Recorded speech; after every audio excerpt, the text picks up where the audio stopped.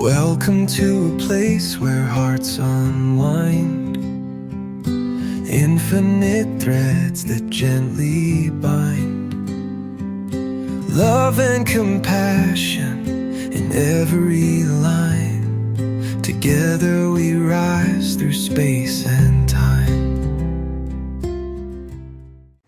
Hey, welcome back to Infinite Threads. I'm your host, Bob. The other day I was thinking about answering machines. If you're younger, that sentence probably already sounds strange. There was a time when if someone called and you weren't home, they didn't get a text message and they didn't get a read receipt. They didn't know where you were. They left a message. And if you were lucky, you got home in time to see the blinking light.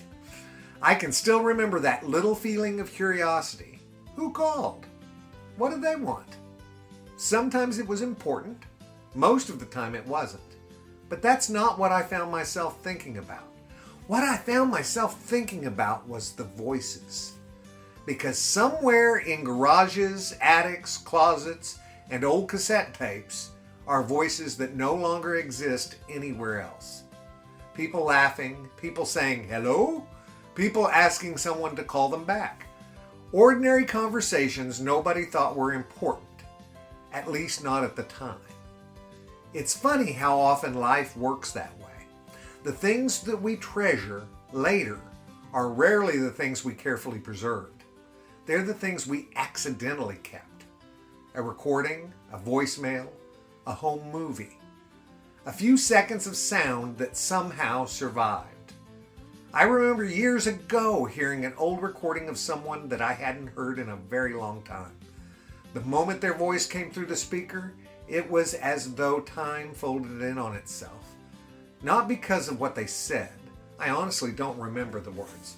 I remember the voice, the rhythm, the tone, the little mannerisms that made it unmistakably theirs. For a few moments, they didn't feel like a memory. They felt present. I think that's because a voice carries something unique. A photograph shows us what someone looks like. A voice reminds us what it felt like to know them. That's a different thing entirely.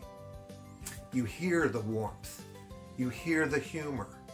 You hear the personality. And suddenly, you're not just remembering a person. You're experiencing a tiny piece of them again. Recently, I had one of those experiences myself. I was going through old voicemail messages and discovered messages from two people who are no longer with us. My cousin Debbie and my good friend Steve.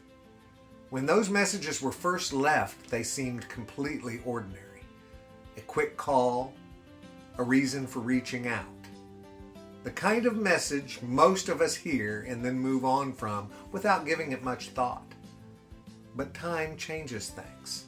Today, those messages feel precious to me. Not because of what they said, but because of who said it. I can hear their voices. I can hear their personalities. For a few moments, they're not just memories in my mind. They're speaking again. And I have to admit, that's a gift I never expected to receive. Years ago, if someone had asked me whether those messages would one day become treasures, I probably would have laughed. Today, I wouldn't trade them for anything. I've thought about my brother Sean while working on this episode too. Not in a sad way, just in a human way. Today's his birthday.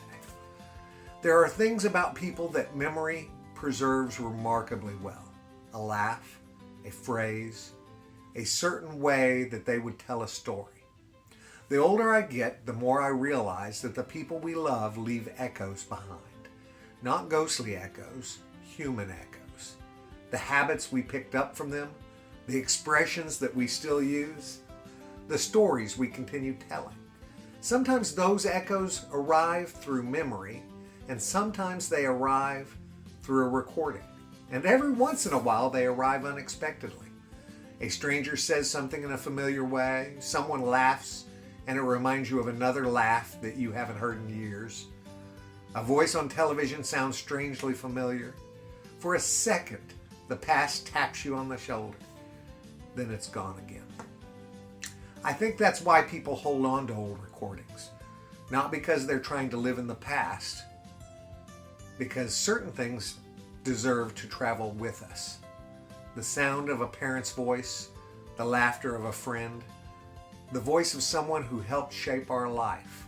These things become part of our story. And stories matter.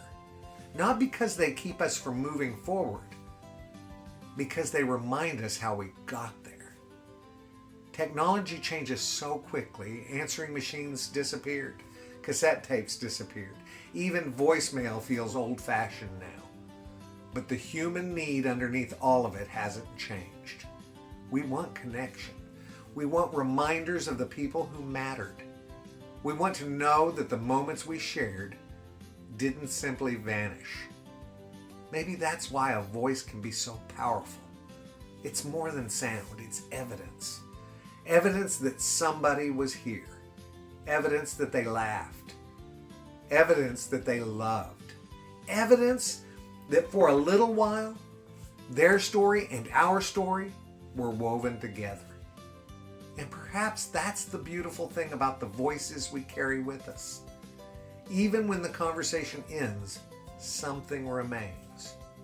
Not just the words, the person. And sometimes years later, that's enough to make us smile.